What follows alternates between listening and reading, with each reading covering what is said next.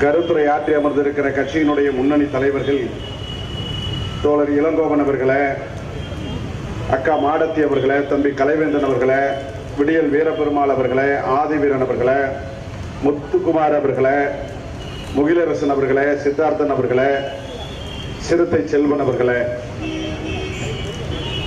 இந்த ஆர்ப்பாட்டத்திலே கலந்து கொண்டு சிறப்பித்துக் கொண்டிருக்கக்கூடிய கட்சியினுடைய மாவட்ட செயலாளர்கள் தம்பி பிரபாகரன் அவர்களே, விருதுநகர் பிரபாகரன் அவர்களே, ரமேஷ் பிரபா அவர்களே, தமிழ் முருகன் அவர்களே, ராமநாதபுரம் ரஞ்சித் அவர்களே, ராஜா அவர்களே, நெல்லை தமிழரசு அவர்களே, தூத்துக்குடி சரவணன் அவர்களே, தென்காசி சந்திரசேகர் அவர்களே, சிவகங்கை ஆறுமுகம் அவர்களே, தேனி அலெக்ஸ் வைரமுத்து அவர்களே, நிலக்கோட்டை அழகர் அவர்களே, தர்மராஜ் அவர்களே, திண்டுக்கல் அறிவரசு அவர்களே, தர்மராஜ் அவர்களே, தூத்துக்குடி வீரபெருமாள் அவர்களே, கன்னியாகுமரி ஆத்தியப்பன் அவர்களே, கட்சியினுடைய தென்மண்டல பொறுப்பாளர்கள் தங்கை நாஞ்சலி அவர்களே, வலங்கை முத்துப்பாண்டி அவர்களே,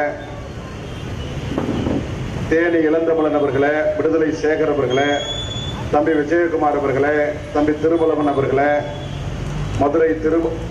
திண்டுக்கல் மதுரை திருவாணன் தென்மண்டல ஊடக பிரிவு பொறுப்பாளர் தம்பி தமிழரசு, தூத்துக்குடி தாஸ், தேனி கனியரசு, விருதுநகர் கருப்பசாமி, முகவை தமிழ் முருகன் உள்ளிட்ட கட்சியினுடைய முன்னணி பொறுப்பாளர்களே, இந்த கண்டன ஆர்ப்பாட்டத்திலே கலந்து கொண்டு கண்டன உரை ஆற்றி விடைபெற்று இருக்கக்கூடிய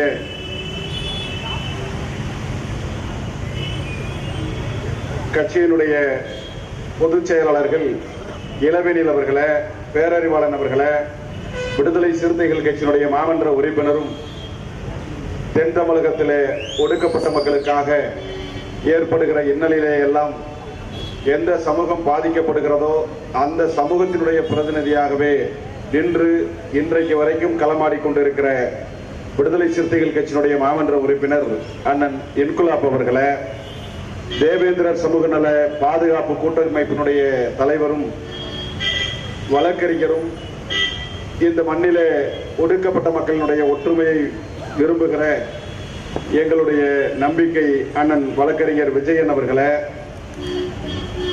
ஆணவ படுகொலையால் பாதிக்கப்பட்டு அந்த சட்டத்தினுடைய தேவையை அழுத்தம் திருத்தமாக பதிவு செய்து அமர்ந்திருக்கிற சமூக நீதி சங்கர் அறக்கட்டளையினுடைய நிறுவனர் பெரும் மதிப்பிற்கும் மரியாதைக்கும் உரிய தோழர் கௌசல்யா அவர்களே, தமிழர் உரிமை மீட்பு களத்தினுடைய ஒருங்கிணைப்பாளர் அன்பு சகோதரர் லெனின் கென்னடி அவர்களே, தியாகி இமானுவேல் பேரவை தொடக்க காலத்திலே இருந்து இன்று வரையிலும் ஒடுக்கப்பட்ட மக்களுக்கான உரிமை குரலாய் நின்று இன்றைக்கு ஒரு அரசியல் பேரியக்கமாய் துவங்கி செயல்பட்டுக் கொண்டிருக்கிற ஐந்திணை மக்கள் கட்சியினுடைய ஒருங்கிணைப்பாளர் அன்பு சகோதரர் தேவதாஸ் அவர்களே,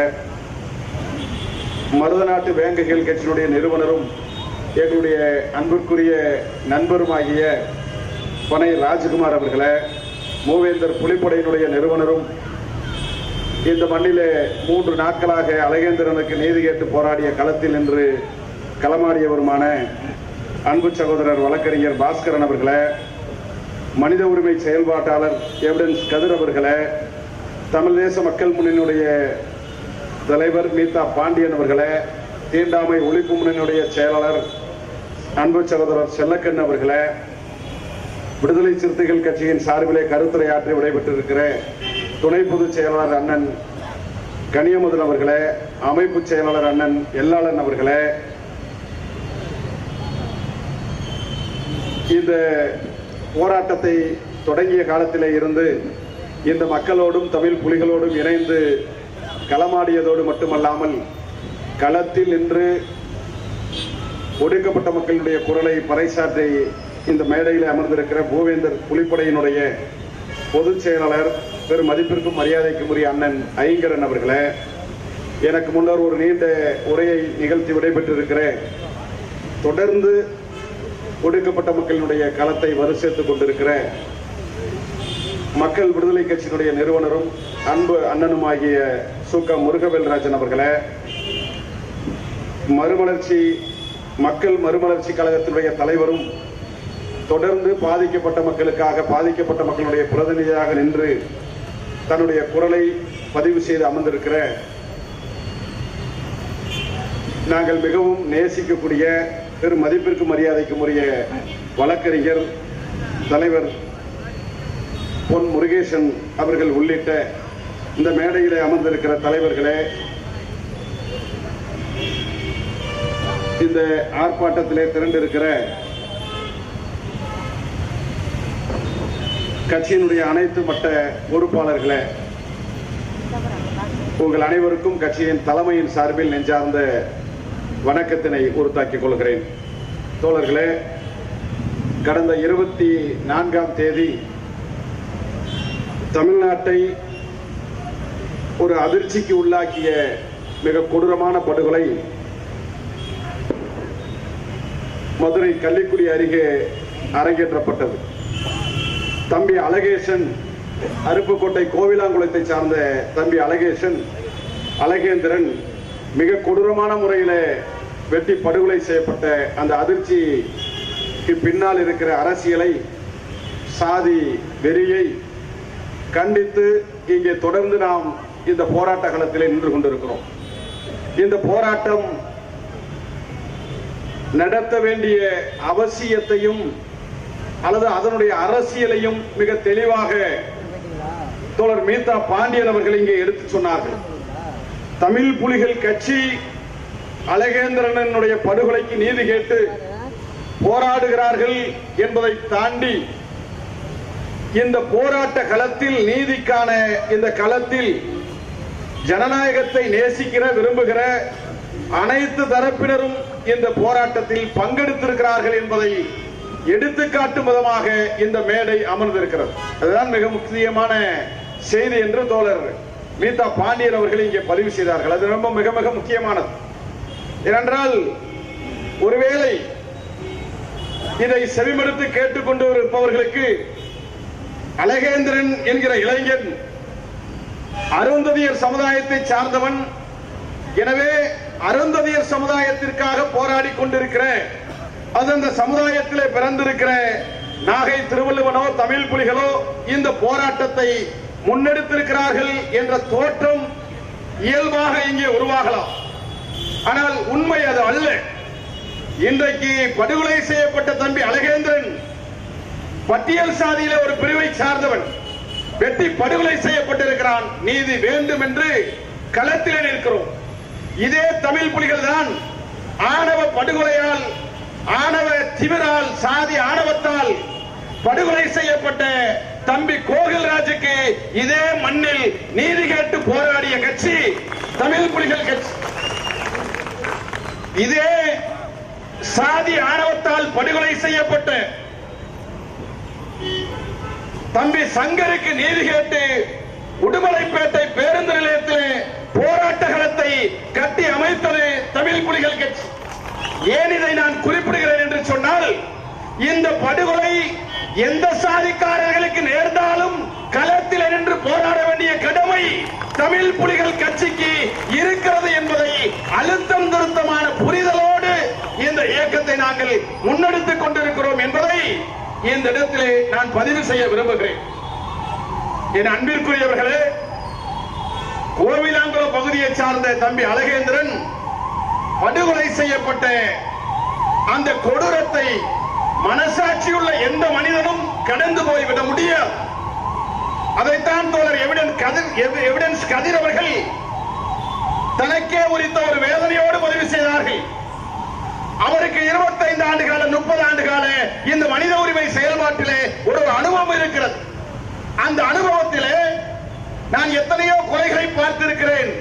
ஆனால் இது போன்ற ஒரு கொலையை நான் பார்க்கவில்லை. இதை பார்க்கிற போது, கேட்கிற போது நெஞ்சம் பதறுகிறது என்று தன்னுடைய ஆதங்கத்தை பதிவு செய்தார்கள். அதை இங்கே நான் மீண்டும் ஒரு முறை சுட்டிக்காட்ட விரும்புகிறேன்.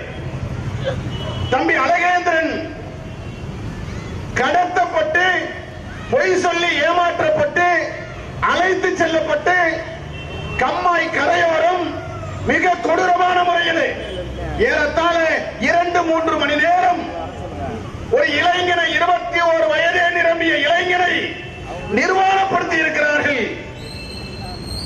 நிர்வாணப்படுத்தியதோடு மட்டுமல்லாமல் ஆயுதங்களால் சூடு போட்டு இருக்கிறார்கள், காயப்படுத்தி இருக்கிறார்கள். அந்த வலிக்கு பிறகு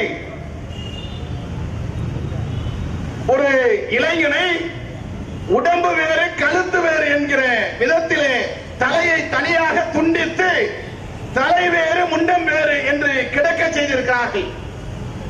இந்த அளவிற்கு நிர்வாணப்படுத்தி பிறப்புறுப்பை சேதப்படுத்தி தலையை தனியாக துண்டித்து கொலை செய்கிற அளவிற்கு அழகேந்திரன் என்ன குற்றமளித்தான் என்பதுதான் இந்த மக்கள் மன்றத்திலே நாம் வைக்கக்கூடிய கேள்வியாக இங்கே நாம் எழுப்ப வேண்டிய கேள்வியாக இருக்கிறது.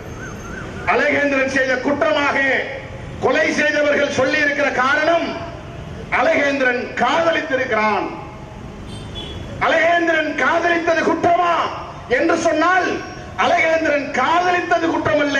பிறப்பிலே சக்கிலியனாக பிறந்த ஒருவனுக்கு அவனுக்கு மேலே இருக்கிற தேவேந்திர வேளாளர் சமுதாயத்தை சார்ந்த பெண்ணை காதலிக்க அவனுக்கு என்ன திமிர் இருக்கும், என்ன துணிச்சல் இருக்கும் என்று தன்னுடைய சாதி பற்று என்கின்ற பெயரால் சாதிய வன்மத்தை கக்கி இருக்கிறார். என் அன்பிற்குரியவர்களே, இந்த கொலை அல்லது இந்த கொலைக்கான காரணம் என்பது சாதிய அமைப்பு முறையில் அது பிற்படுத்தப்பட்டவர்கள், மிக பிற்படுத்தப்பட்டவர்கள், பட்டியல் சாதியை சார்ந்தவர்கள், அதற்கு அடியில் இருக்கிற பழங்குடியினர் சாதிகள் என்று சொல்லப்பட்டிருக்கிற இந்த அமைப்பு முறையை தாண்டி பட்டியல் சாதிக்குள்ளே தேவேந்திர வேளாளர்கள், அதற்கு கீழே ஆதி திராவிடர்கள், அதற்கு கீழே அருந்ததியர்கள் என்கின்ற நிலை இருக்கிறது. அந்த நிலை இன்றைக்கும் தொடர்கிறது. அந்த சாதிய அமைப்பு முறையிலே தேவேந்திர குல வேளாளர்களுக்கு கீழானவர்கள் என்கின்ற சாதிய மனநோய்தான் இந்த படுகொலைக்கு காரணமாக இருக்கிறது. அழகேந்திரன் காதலிப்பதன் மூலமாக பட்டியல் சாதியிலே இன்னொரு சாதியினுடைய கௌரவம் பாழாகிவிட்டது என்கிற ஆணவத்தோடு இந்த கொலையை செய்திருக்கிறார். ஆனால் அருப்புக்கோட்டை வட்டாரத்திலே குறிப்பாக இந்த கோவிலாங்குளத்தை சுற்றி கடந்த கால அரசியலுக்கு என்று ஒரு வரலாறு உண்டு. ஏனென்றால் நான் பிறந்த கல்லூரணி என்கிற கிராமத்திற்கு அருகே இருக்கிற இந்த கிராமம் கோவிலாங்குளம். எனக்கும் கோவிலாங்குளத்திற்கும் நீண்ட நெடிய தொடர்பு இருக்கிறது. நாங்கள் எல்லாம் 10ஆம் வகுப்பு 11ஆம் வகுப்பு படிக்கிற காலத்திலே அங்கிருக்கிற சாதிய கொடுமைகளை எல்லாம் கண்டு அடக்குமுறைக்கு எதிராக போராட வேண்டும் என்று தெருவுக்கு வருகிற போது அங்கிருக்கிற அரசியல் சூழ்நிலை என்பது மிக முக்கியமான ஒன்றாக கருதி அதை நான் நினைவுபடுத்த விரும்புகிறேன்.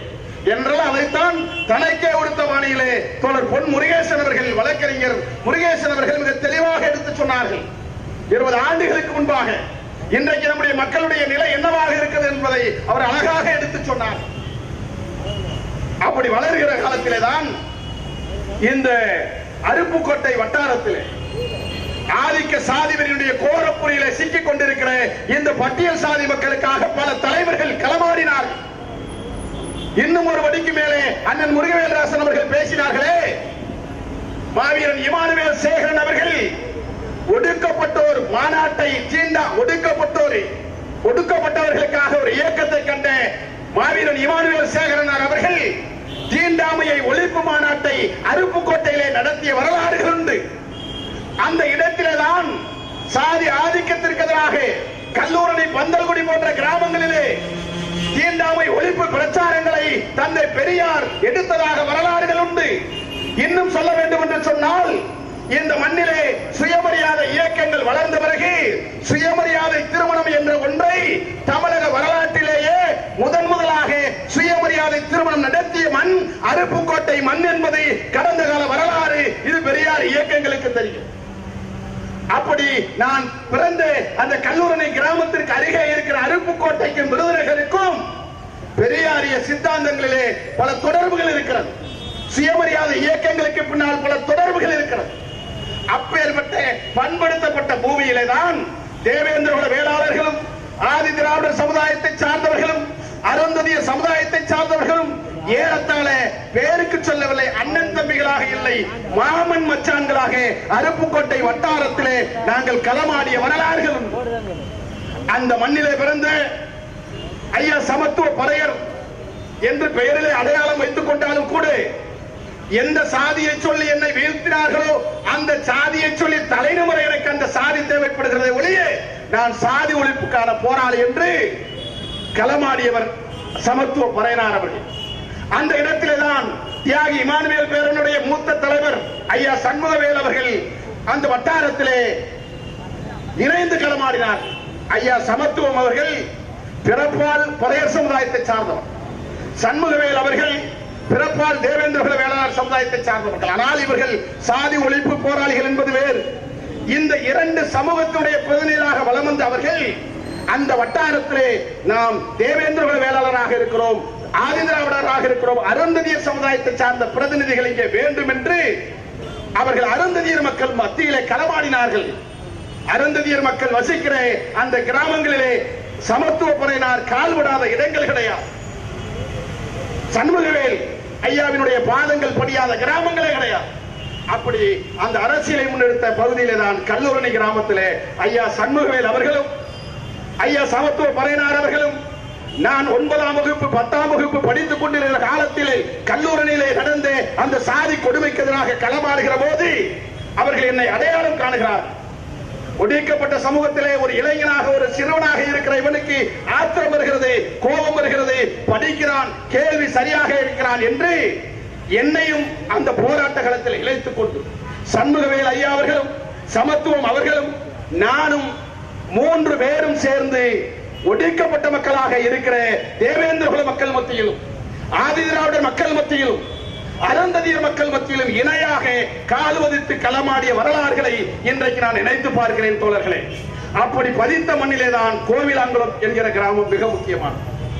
அதே கோவிலாங்குளத்திலே தான் தேவேந்திர குல வேளாளர் சமுதாயத்தை சார்ந்த அண்ணன் செல்லம் அவர்கள் இருக்கிறார் என்று நான் கருதுகிறேன்.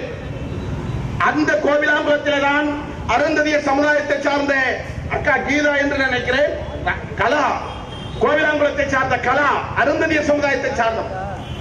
அதே கோவிலாங்குளத்தில் பறையர் சமுதாயத்தை சார்ந்த இன்றைக்கு தலையாரியாக இருக்கிறார் கருப்பசாமி என்று கருதுகிறேன். ஒரு கோவிலாங்குளம் என்கின்ற ஊரிலேயே தேவேந்திர குல வேளாளர் சமுதாயத்தை சார்ந்த செல்லம், அருந்ததியர் சமுதாயத்தை சார்ந்த கலா, பறையர் சமுதாயத்தை சார்ந்த கருப்பசாமி என்று 3 பேரும் இணைந்து அந்த வட்டாரத்தில் களமாடினார்கள். அவர்களுக்கு சமத்துவம் அவர்களும் நானும் சண்முகவேல் அவர்களும் இன்றைக்கும் பல கிராமங்களிலே இந்த அரசியலை விதைத்திருக்கிறோம். இன்றைக்கும் கூட என்ன நடக்கிறது? அதே கோவிலாங்குளத்திலே அழகேந்திரன் படுகொலை செய்யப்பட்டிருக்கிறான்.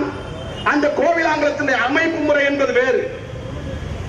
கல்லூரணியிலே பட்டியல் சாதியில் இருக்கிறவர்களுக்கு காலனி வீடு வழங்குகிறார்கள் என்று சொன்னால் அருந்ததியர்களுக்கு அதற்கு அடுத்து தேவேந்திர குல வேளாளர்களுக்கு என்று அடுத்தடுத்து போடுவாங்க. ஆனா கோவிலாங்குளத்துல ஒரு வீடு பறையர் வீடு இருக்கும், அடுத்த வீடு சக்கிலியர் வீடு இருக்கும், அடுத்த வீடு தேவேந்திர குல வேளாளர் வீடா இருக்கும். இப்ப இந்த அழகேந்திரன் படுகொலை செய்யப்பட்டிருக்கிறானே, இந்த இளைஞன் வீடுக்கு இடதுபுறம் தேவேந்திர குல சமுதாயத்தை சார்ந்தவருடைய வீடு, வலதுபுறம் தேவேந்திர குல சமுதாயத்தை சார்ந்தவருடைய வீடு, எதிர்புறம் ஆதிதிராவிட சமுதாயத்தை சார்ந்தவருடைய வீடு. அழகேந்திரனுடைய பாதிக்கப்பட்ட அந்த குடும்பத்தை ஆறுதல் சொல்லுகிறோம். எங்களை பார்க்க வந்தவர்கள் அருந்ததியர்கள் மட்டுமல்ல, தேவேந்திர குல வேளாளர் சமுதாயத்தை சார்ந்த இன்னும் ஜனநாயக சக்தியில் அங்கிருக்கிற பெண்கள் எல்லாம் திரண்டு வந்து எங்கள் ஊர் பேரையே எடுத்து விட்டாரே. கோவிலாங்குளம் எப்படி ஒற்றுமையாக இருந்த ஊர், நாங்கள் எல்லாம் அண்ணன் தம்பிகளாக மாமன் வச்சனாக பழகி கொண்டிருந்த கிராமத்தில் கரும்புள்ளியாக்கி விட்டானே இந்த பிரபாகரன். அவன் எங்க ஊரை சார்ந்தவன் கிடையாது, கோவிலாங்குளத்தை சார்ந்தவனே கிடையாது. கோவிலாங்குளத்திலே இப்படி எல்லாம் நாங்கள் பழகவில்லையே. இன்றைக்கும் மாலை நேரத்தில் ஒரு வீட்டிலே இருந்து குழம்பு அடுத்த வீட்டுக்கு போகிற முறை, அந்த வீட்டிலே இருக்கிற குழம்பு இந்த வீட்டுக்கு வருகிற அந்த கிராம கட்டமைப்பு இன்றைக்கும் இருக்கிற கிராமம் கோவிலாங்குளம். அப்படி மாமன் மச்சன்களாக அண்ணன் தம்பிகளாக இருந்த அந்த கோவிலாங்குளம் கிராமத்தின் மீது ஒரு கரும்புள்ளியை வீசிவிட்டார் என்று அந்த பகுதியில் இருக்கிற ஜனநாயக சக்தி இன்றைக்கும் நம்மோடு நின்று கொண்டிருக்கிறார். அது அந்த மக்கள் மட்டுமல்ல, இன்றைக்கு மேடையில் வீட்டிருக்கிற தலைவர்கள் மீதா பாண்டியன் அவர்கள் அந்த இணக்கம் என்கின்ற பெயரில், அது ஒருங்கிணைப்பு என்கின்ற பெயரில் வெளிப்படையாக சொன்னார்கள்.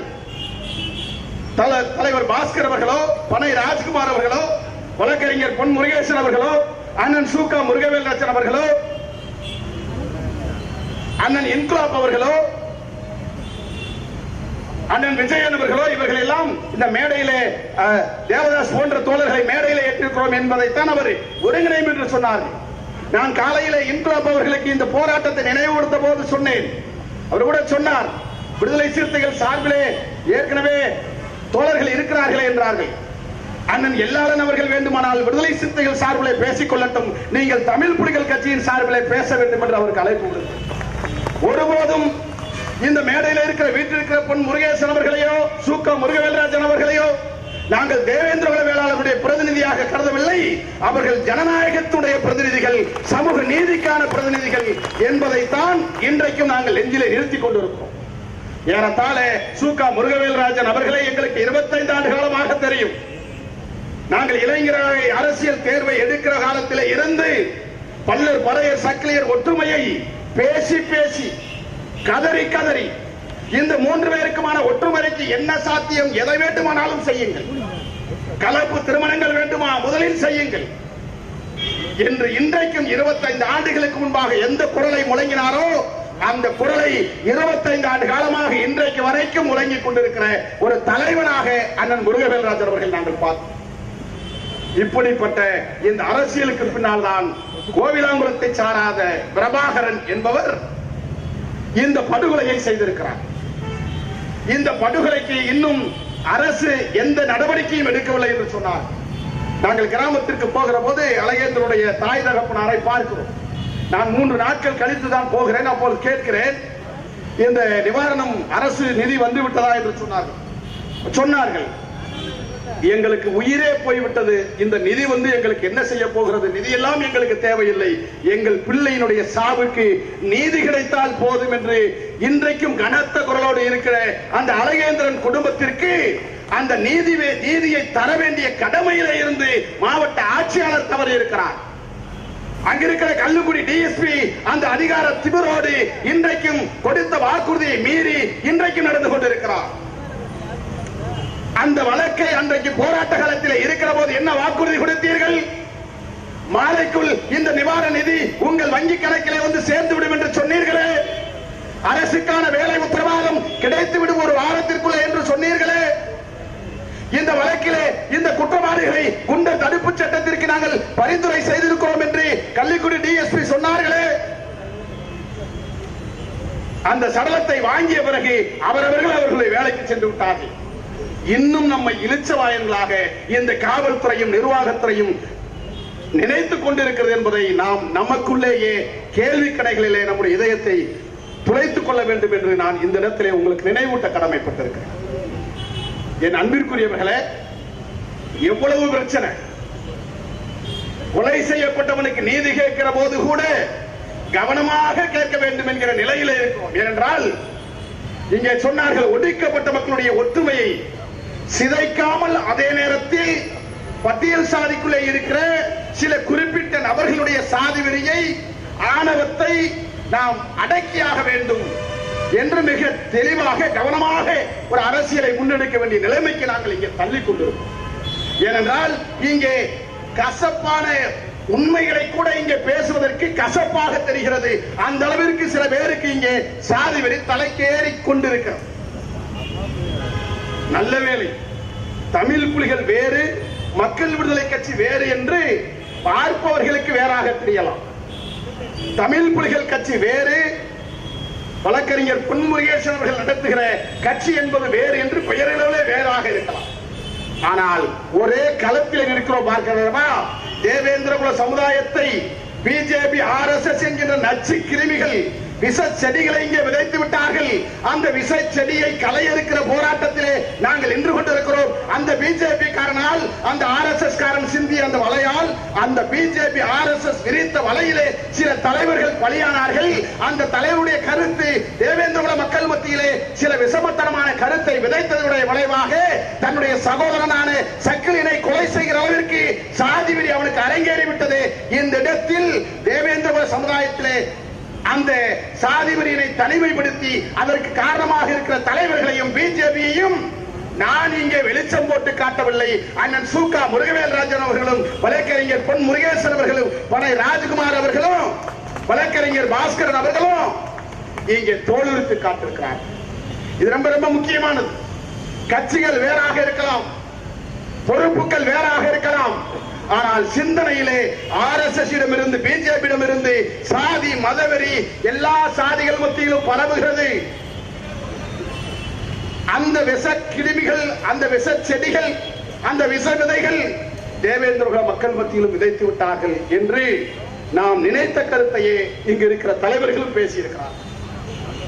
இந்த விஷ செடியை அல்லது இந்த விஷ கருத்தை தேவேந்திர மக்கள் மத்தியில் மட்டும் இல்ல, அருந்ததியர் மக்கள் மத்தியிலே விதைக்கிறதுக்கான முயற்சி நடக்குது. அருந்ததியர் மக்கள் மத்தியிலையும் ஒயிட் காலர்ஸ் என்று சொல்லக்கூடிய அரசு அதிகாரிகள் அல்லது அரசு ஊழியர்களிடத்தில் அருந்ததியர்கள வேளாளர்கள், அருந்ததியர்கள் போர் வீரர்கள், அருந்ததியர்கள் தோளும் போருமாக வாழ்ந்தவர்கள், அந்த வரலாற்றுக்கு சொந்தக்காரர்கள் நாம் ஏன் சக்கிலியர் என்கிற இழிவட்டத்தை சுமக்க வேண்டும் என்று ஒரு கருத்தையும் இங்கே பரப்பிக் கொண்டிருக்கிறார்கள். ஒயிட் காலர்ஸ் என்று சொல்லப்படுகிற அரசு ஊழியர்களிடத்திலே இந்த ஏற்றத்தாழ்வு சிந்தனைகளை நான் வெளிப்படையாகவே பேசுகிறேனே. எல் முருகன் அவர்களால் ஒரு அமைப்பை மறைமுகமாக உருவாக்கப்பட்டு வழக்கறிஞர்கள் மத்தியிலே, அரசு ஊழியர்கள் மத்தியிலே, ஆசிரியர்கள் மத்தியிலே அருந்ததியர் மக்களையும் அந்த பாஜக RSS உடைய அந்த சதிவலைக்கு சிக்க வைக்கிற முயற்சி தொடர்ந்து நடந்து கொண்டிருக்கிறது.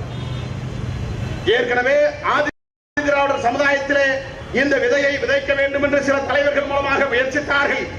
அங்கே திருமாவளவன் என்கிற மகத்தான ஒரு அம்பேத்கரியவாதி இருந்த காலத்தால் பிஜேபி RSS உடைய அந்த பலி, அந்த அரசியல் அங்கே எடுபடவில்லை. அந்த அண்ணன் திருமாவளவன் வழியிலே நான் சொல்லுகிறேன், அது எல் முருகன் அவர்களாக இருந்தாலும் சரி, அவருக்கு பின்னால் நீங்கள் யாரே வந்தாலும் சரி, அருந்ததியர் மக்களை, நான் அருந்ததியர் மக்களுடைய பிரதிநிதியாக மட்டுமல்ல, பிஜேபி RSS உடைய அந்த சதிவலை எந்த சமுதாயத்தில் அது வேறுவிட்டாலும் அதை தடுக்கிற முயற்சியில் இருப்பேன். உங்கள் கனவு அருந்ததியர் சமுதாய மக்கள் மத்தியிலே ஒருபோதும் எடுபடாது. இங்கே நாங்கள் அருந்ததியர் மக்களை அம்பேத்கரிஸ்டுகளாக, பெரியாரிஸ்டுகளாக, மார்க்சிஸ்டுகளாக உருவாக்கி வைக்கக்கூடிய அரசியலை இங்கே நாங்கள் விதைத்துக் கொண்டிருக்கிறோம். நாங்கள் இங்கே சக்கிலியர்களுடைய படை என்பதை விட அம்பேத்கருடைய படையை கட்டமைப்பதுதான் எங்களுக்கு மிக முக்கியமானது. அருந்ததியர்களுக்கு ஒரு படை வேண்டும் என்று சொல்லுவதை விட பெரியாரிஸ்ட் என்கிற படை இந்த சமுதாயத்திற்கு தேவை என்பதை, மார்க்சிய சித்தாந்தம் கொண்ட ஒரு படை இந்த மக்களுக்கு தேவை என்பதைத்தான் தொடர்ச்சியான ஒரு அரசியலாக நாங்கள் முன்னெடுத்து வருகிறோம். அந்த களத்தில் இருந்து நாங்கள் பேசுகிறோம் என்பதை நீங்கள் புரிந்து கொள்ள வேண்டும். இந்த இடத்தில் யார் பாதிக்கப்பட்டால் நினைப்போம். அதைத்தான் நான் பல மேடைகளில் சொல்லி இருக்கிறேன். இன்றைக்கு தேவேந்திர வேளாளர் சமுதாயத்தில் இருக்கிற ஒரு சமூக விரோதியாய் இந்த கொலை செய்யப்பட்டிருக்கிறது. இந்த இடத்தில் நான் சக்கிலியனாக நீதி கேட்கிறேன். அன்றைக்கு சங்கர் படுகொலை செய்யப்பட்டால் உடுமலைப்பேட்டையிலே நான் ஒரு பல்லனாகத்தான் நீதி கேட்டு களத்தில் இருந்தேன். கோகல்ராஜ் படுகொலை செய்யப்பட்டால் நான் ஒரு பறையனாக இருந்து களத்தில் நின்று போராடினேன், நீதி கேட்டேன். நாளை ஒரு குறவன் என்னால் பாதிக்கப்பட்டால் நான் குறவனாக இருந்து இந்த மக்களுக்கு நீதி கேட்கிற களத்தில் நிற்பேன். எனக்கு சாதி கிடையாது, நான் சாதி கட்டவன். சாதி ஒழிப்பு களத்திலே அம்பேத்கரிஸ்டாக, பெரியாரிஸ்டாக, மார்க்சிஸ்டாக பலம் வருவதைத்தான் நானும் எங்கள் இயக்கமும் விரும்புகிறோம். அந்த நிலையில இருந்து அழகேந்திரனுடைய இந்த படுகொலைக்கு நீதி கேட்கும். இதுல என்ன பெரிய குடும்பம்னா இந்த சமூகம் அழகா சொன்ன, நான் நிறைய மேடையில பேசியிருக்கிறேன், இதே இடத்துல பேசியிருக்கிறேன். எனக்கும் தேவேந்திர வேளாளர்களுக்குமான உறவு என்பது ஏறத்தாழ கிட்டத்தட்ட நான் கல்லூரி காலத்திலே இருந்து இந்த சமூகத்திற்கும் எனக்குமான தொடர்பு இருக்கிறது. எல்லாரும் சொல்லுவாங்க, மதுரையில இருந்தாருன்னா நாகை திருவிழா எப்ப பார்த்தாலும் அந்த தேவேந்திர குல வேளாளர் தலைவர்களோடையும் ஆதிராவிடர் தலைவர்களோடையும் இருக்கிறாரு. அருந்ததியர்களோடைய இருக்கிறத விட பல்லர் மறையரோட தான் அதிகமா இணக்கமா இருக்கிறாரு, நட்போட இருக்கிறாரு, நெருக்கமா இருக்கிறாரு. அது நான் மதுரையில் இருக்கிறதுனால அல்ல, நான் பிறந்த மண்ணிலே இருந்து தொடங்கிய பயணம் ஒடுக்கப்பட்டோரோடு ஒற்றுமையாக இருக்க வேண்டும் என்கிற அரசியல். நான் கல்லூரி காலத்திலே இருந்து எங்களுடைய பயணம் ஒடுக்கப்பட்டவர்களுக்கான ஒற்றுமைக்கான பயணம். இன்னும் சொல்லணும்னா ஒடுக்கப்பட்ட மக்களுக்கான ஒற்றுமை பயணம் மட்டும் இல்ல, நான் கூட நகைச்சுவையா சொல்லுவேன், நாங்க பல்வேறு அரசியல் இருந்து எந்திரிச்சு வருகிற போது எங்க கிராமம் ரொம்ப சாதி வெறிபிடிச்ச கிராமம். ஆனா வெளிப்படையா இருக்காது, மறைமுகமா சாதிய தன்மை எந்த அளவுக்கு இருக்கும் அந்த அளவுக்கு எங்க கிராமத்துல இருக்கும். எதிர்த்து போராடி பல வழக்குகளை போட்டு ஒரு கட்டத்துக்கு மேல தலை நிமிர்ந்தோம். பொன்முருகேசன் சொன்னார் இல்லைங்களா, எங்க அப்பா காலத்துல எப்படி இருந்தாருன்னு, அந்த வரலாறு நமக்கும் பொருந்தும். எங்க அப்பா காலத்துல, தாத்தா காலத்துல அது ஒரு வரலாறு தனியா இருக்கு. கல்லூரணிக்குன்னு ஒரு வரலாறு இருக்கு. அருப்புக்கோட்டை கோவிலாங்குளத்தை பத்தி வரேன். அந்த வரலாறுல நாங்க அரசியலான பிறகு நான் எங்க கிராமத்திலேயே பேசலாம் நான் நினைக்கிறேன். நாடார் சமுதாயம் அடர்த்தியா இருக்கிறாங்க. அப்போ நாடார் சமுதாயத்திற்குள்ளேயே சில முரண்பாடுகள் வர தொடங்கிய. ஊரு ரெண்டு வட்டா கூத்தாடிக்கு கொண்டாட்டம்ங்கிறது சாதாரண சாதியவாதியோட மனநல. நியாயமா கல்லூரியில நாங்க ஒடுக்கப்பட்ட சாதி, எங்களை ஆதிக்கம் செலுத்துகிற நாடார் சாதி இரண்டு வட்டால் முறையாக வேறொரு இளைஞனாக இருந்தால் என்ன செய்வான்? கொண்டாடி இருப்பான். ஆக அவங்க சண்டை போட்டு கிடக்கிறாங்க, நம்ம தலைமை வரலாம். ஆனால் இரண்டு பிரதிநிதிகள் அழைத்து நீங்கள் பிளவுண்டு கிடப்பது நியாயமாக இருக்காது, சரியாக இருக்காது. எங்களை எல்லாம் நீங்கள் ஒன்றாக இருக்கும் போது அடக்கி வைத்தீர்களே, எங்களை அடக்கி வைப்பதற்காகவாவது நீங்கள் ஒற்றுமையாக இருக்க வேண்டும் என்று நாடார் சமுதாயத்தில் இருக்கிற இரண்டு பிரிவினருக்கு நான் பேசியிருக்கிறேன். இது வரலாறு. எந்த ஒரு சாதியும் பிளவுண்டு கிடக்கப்படாது. அப்படி சாதிகளாக ஒன்று சேர்ந்து சாதி ஒழிப்பு களத்தில் தன்னை இணைத்துக் கொள்ள வேண்டும். சாதிகளாக ஒன்றிணைவது சாதி ஆதிக்கத்திற்காக அல்ல, சாதிகளாக ஒன்றிணைவது சாதிய ஒழிப்பிற்காக என்கிற அரசியல் புரிதலோடு களமாடி இருக்கிற காரணத்தால் தான் பட்டியல் சாதிக்காரர்கள் மட்டும் ஒற்றுமையாக இருக்க வேண்டும் என்பதை தாண்டி பிற்படுத்தப்பட்டவர்கள், மிக பிற்படுத்தப்பட்டவர்கள் அனைவரும் ஒரு அணியிலே திரள வேண்டும். எனவேதான் நாங்கள் இந்த சுயமரியாதை அரசியலை இன்னும் வெளிப்படையாக ஒருவேளை பிரிக்க வேண்டும் என்று சொன்னால் பார்ப்பனர்கள், பார்ப்பனர் அல்லாதோர் என்கிற ஒரு இயக்கம் இங்கே உருவெடுத்தது. அது கூட பார்ப்பனியத்துக்கு எதிரானதுதான், பார்ப்பனர்களுக்கு எதிரானது கிடையாது. அந்த அரசியல் புரிதலோடு இந்த களத்தில் நின்று கொண்டிருக்கிறோம் தோழர்களே.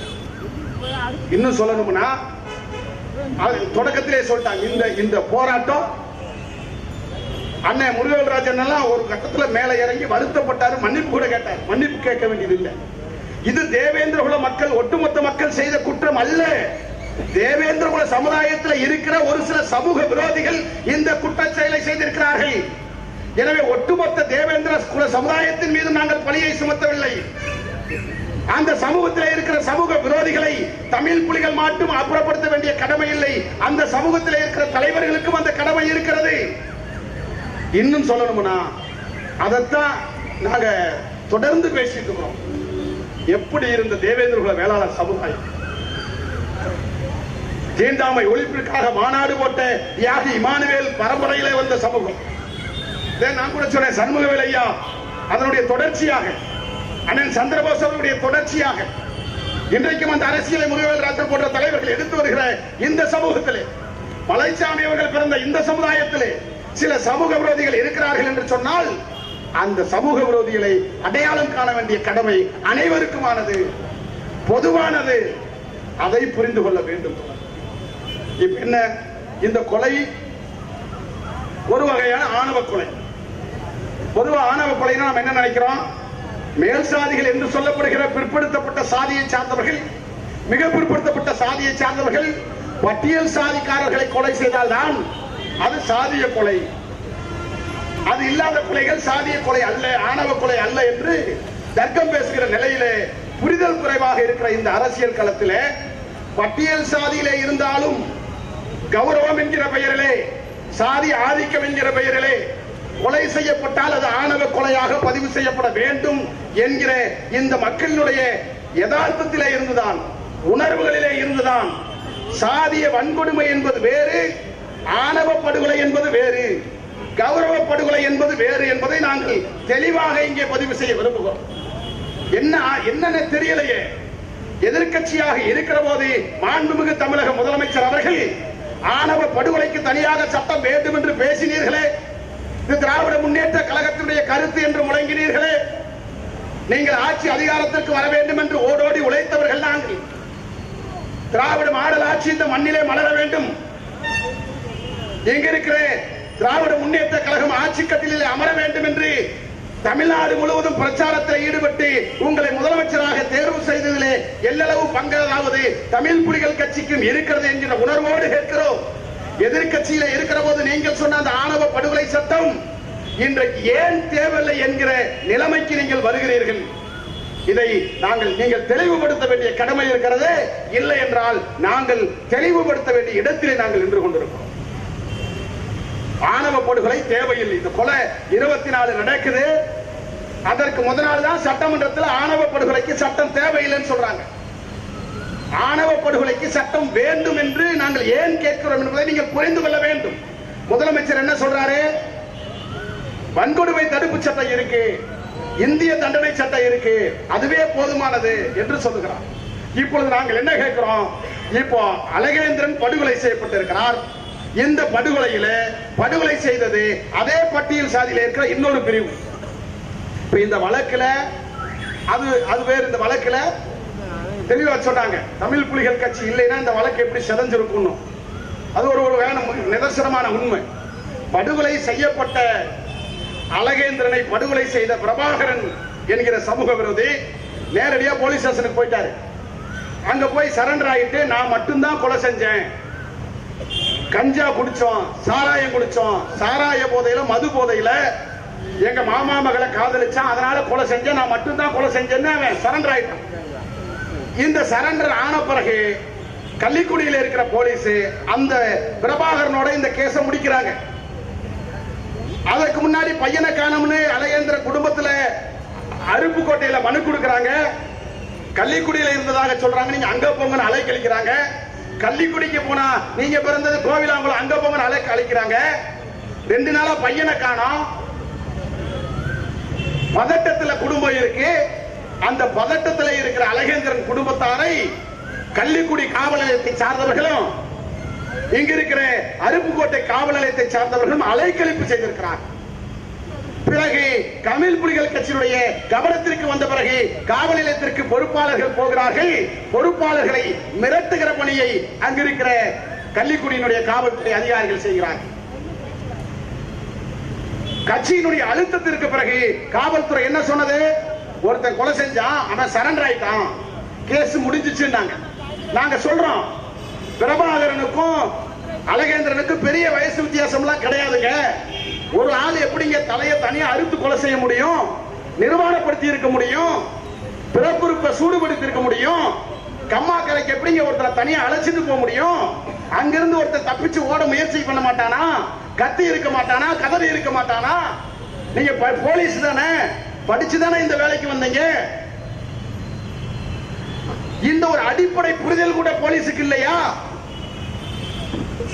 என்று பல கேள்வி கணைகளை தொடுத்து போராட்ட காலத்தில் இருந்த பிறகுதான் அங்க இருக்கிற டிஎஸ்பி தலைமையில போலீஸ் விசாரிக்கிறாங்க. அப்ப பாடி கிடைக்கிற இடம் சத்திரப்பட்டி போலீஸ் ஸ்டேஷன் லிமிட். அப்ப சத்திரப்பட்டி போலீஸ்காரங்க என்ன சொல்றாங்க? இந்த வழக்கை முடிக்கணுங்கிற அலைக்கழிப்பிலேயே நிக்கிறாங்க. அப்ப அதுக்கு டிஎஸ்பி கள்ளிக்குடி தான். இந்த போராட்டத்திற்கு பிறகு, அழுத்தத்திற்கு பிறகு பிரபாகரனை விசாரிக்கிறார்கள். விசாரிக்கிற போது இந்த குற்றத்திலே 6 பேர் ஈடுபட்டு இருக்கிறார்கள் என்று செய்தி வருகிறது. இந்த 6 பேர்ல நாம் காதலித்ததாக சொல்லப்படுகிற பெண்ணினுடைய தகப்பனார் ஒருத்தர். அப்ப இப்ப என்ன பிரச்சனை? தகப்பனார், அவருடைய மருமகன், அதாவது காதலிக்கக்கூடிய அந்த பிள்ளையினுடைய மாமா, அந்த 2 பேரை சார்ந்தவர்கள் அந்த வழக்கில் இருக்கிறார்கள் என்று தெரிய வருகிறது. அதற்கு பிறகு அந்த 2 பேர் மட்டுமே எப்படி கொலை செய்திருக்க முடியும் என்று நாங்கள் போராட்ட காலத்தை இந்த மண்ணிலே 3 நாட்களாக தமிழ் புலிகள் கட்சி இங்க இருக்கிற மேடையில் இருக்கிற தோழமை கட்சி தலைவர்கள் அங்க போராடுறாங்க. போராடின பிறகுதான் அந்த வழக்கில் 6 பேர் குற்றவாளிகள் என்று வழக்கு நகர்த்தப்படுகிறது. இப்படி முண்டம் தனியா தலதனியா கிடைக்கிற ஒரு பிணத்தினுடைய அந்த போராட்டத்திற்கு, நீதி கேட்கிற போராட்டத்திற்கே 3 நாட்களாக போராட வேண்டியதாக இருக்கிறது. இந்த போராட்டத்திற்கு பிறகுதான் சத்திரப்பட்டி காவல்துறை அதிகாரிகள் வழக்கை பதிவு செய்து குற்றவாளிகளை கைது செய்தார்கள்.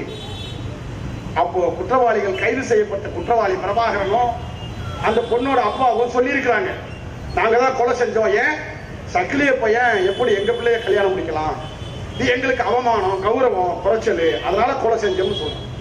இப்ப நான் என்ன செய்யறேன்? கௌரவம்னு சொல்றேன் அந்த பிரபாகரனுக்கோ அவருடைய இந்த பெண்ணினுடைய தகப்பனாருக்கோ நான் கௌரவத்துக்குள்ள நான் போக விரும்புறதில்லை. கௌரவம்னு ஒண்ணு இல்லைங்கிற நம்பிக்கையில் இருக்கிறவன் நான். ஆனா நீ கௌரவம் சொன்னதுனால சொல்றேன். நீ அவ்வளவு கௌரவமான ஆளா இருந்தா, அவ்வளவு உனக்கு அது கௌரவ குறைச்சலா இருந்தா, நீ ஒழுக்கமானவனா இருக்கணும்ல.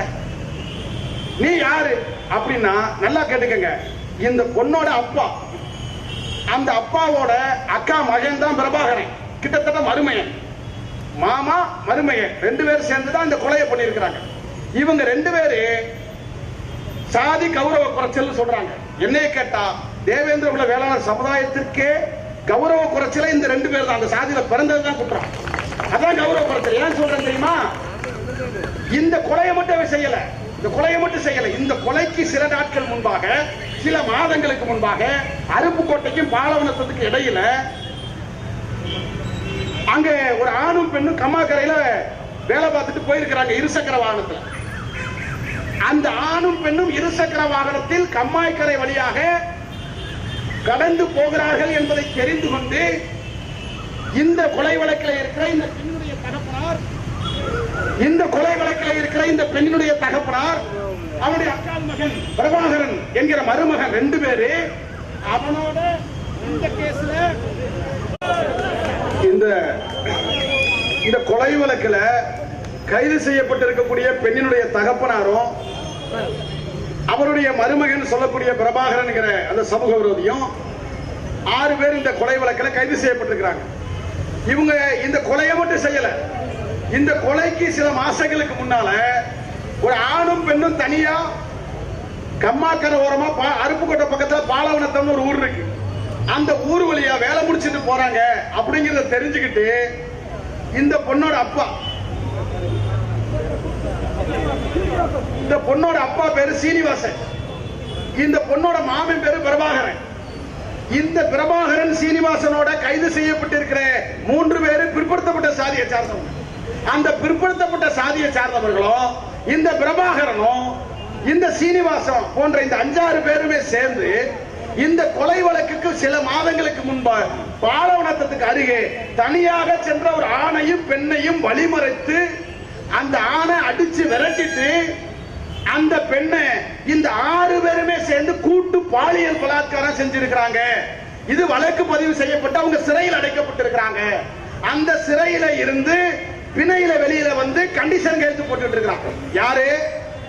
இந்த பொண்ணோட அப்பே சீனிவாசனும் மாமன் பிரபாகரனும் அவங்க கூட கைதாகி இருக்கிற சில சாதி வெளியிருக்கும். நான் கேட்கிறேன், கௌரவத்தை பத்தி பேசுகிற சீனிவாசனே, கௌரவத்தை பத்தி பேசுகிற பிரபாகரனே, நீங்க 2 பேரும் மாமே மருமகே முறை வருது, 2 பேரும் சேர்ந்து எப்படி ஒரு பொண்ணுட்ட போறீங்க? கேவலம் இல்லையாடா? இதை விட கேவலம் வேற என்னடா வேணும்? ஆடு மாடாடா? ஒரு மாமனும் மருமகனும் சேர்ந்து உனக்கு என்ன சொல்றது? இந்த கேடுகட்ட கேவலமான இந்த கூட்டு பாலியல் பலாத்காரத்தை செஞ்ச நீ கௌரவத்தை பத்தி பேசலாமா?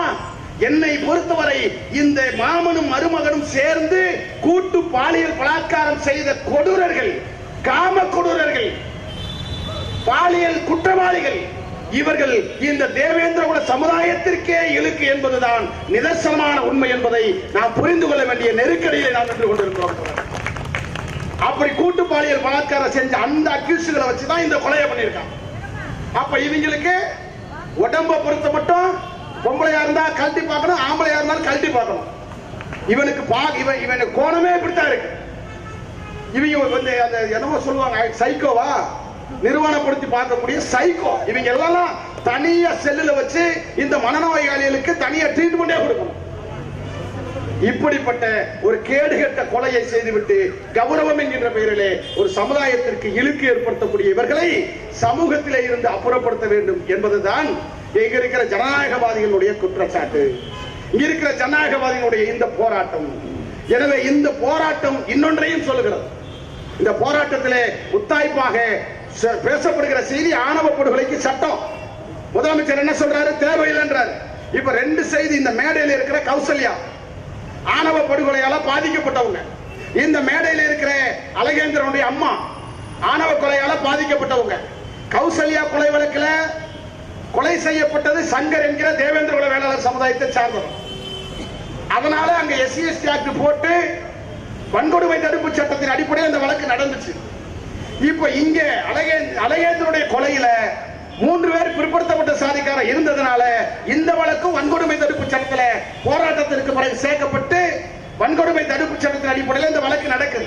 இப்போ இந்த வழக்குல பாதி காதலித்ததாக சொல்லப்படுகிற அந்த பட்டியல் சாதி பெண்ணை சார்ந்த சொந்தக்காரங்க மட்டுமே, பிற்படுத்தப்பட்ட சாதிக்கார அந்த சமூக விரோதிகள் இல்லாமல் இவர்கள் மட்டுமே கொலை செய்திருந்தால், கொலை செய்ததும் கொலை செய்யப்பட்டதும் ஒரே பட்டியல் சாதி, SC/ST ஆக்ட் பொருந்தாது.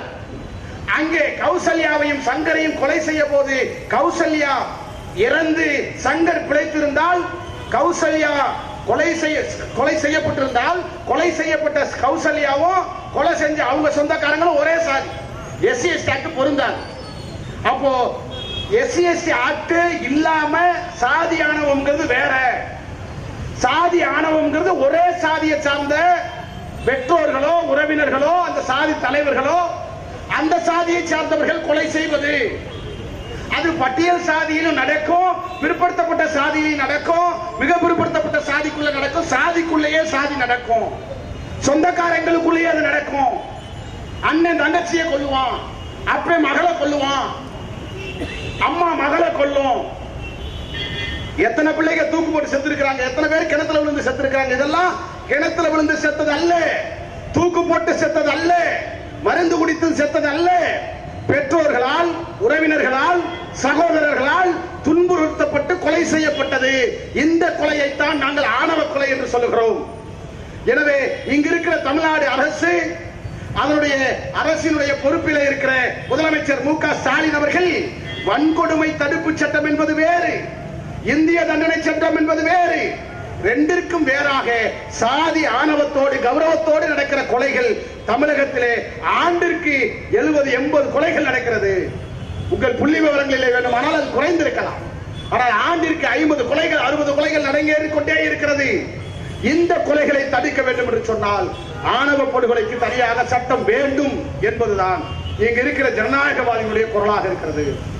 இந்த ஆணவ படுகொலையை பத்தி பேசிட்டாலே, காதல் கௌரவ கொலைகளை பத்தி பேசிட்டாலே ஏதோ அது தாழ்த்தப்பட்ட சாதிக்கார பிரச்சனை அப்படின்னு நினைக்கிறான், ஏதோ SC/ST சம்பந்தப்பட்ட பிரச்சனை இல்ல. ஆணவ படுகொலை என்பது, சாதிய படுகொலை என்பது எல்லா சாதியிலுமே இருக்கிற பெண்கள் சம்பந்தப்பட்டது. இன்னும் சொல்ல வேண்டும் என்று சொன்னால் ஆணவ படுகொலை சட்டத்தை நாங்கள் ஏன் கேட்கிறோம் என்று சொன்னால் பட்டியல் சாதி மக்களுக்கு அல்ல, பிற்படுத்தப்பட்ட சாதி மக்களுக்காக அல்ல, எல்லா சாதியிலும் இருக்கிற பெண்கள் தான் விரும்பியவரை திருமணம் முடிக்கிற அந்த சுய உரிமை இருக்கிறது.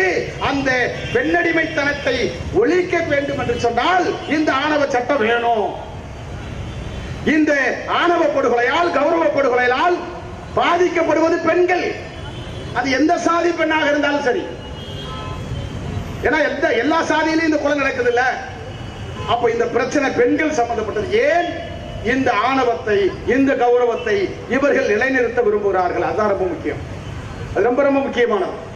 இந்த ஆணவம் என்கின்ற பெயரால், கௌரவம் என்கின்ற பெயரால் பெண்களை யாரும் காதலிக்க கூடாது என்று செய்துவிட்டால் அந்த சமூக கட்டமைப்பை பாதுகாத்து விடலாம். சொந்த சாதியிலேயே கல்யாணம் முடிக்கணும் ஏன் சொல்றான்? அந்த சாதி பெருமையை காப்பாற்றணும். ஒரு சாதி இன்னொரு சாதியோட கலக்காம இருந்தா அவனுக்கு கௌரவம் போச்சுன்னு நினைக்கிறேன். ஆனா இவனுக்கெல்லாம் வரலாறே தெரியல.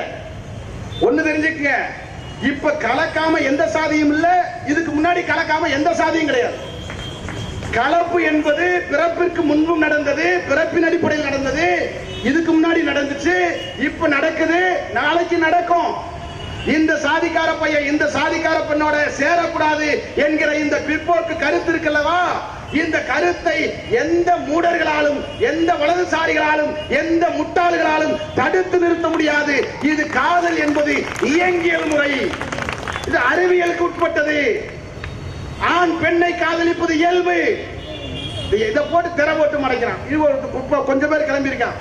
இந்த சினிமாக்காரன் கட்சி நடத்துறவெல்லாம் ஒரு சங்கத்தை உருவாக்குறான்.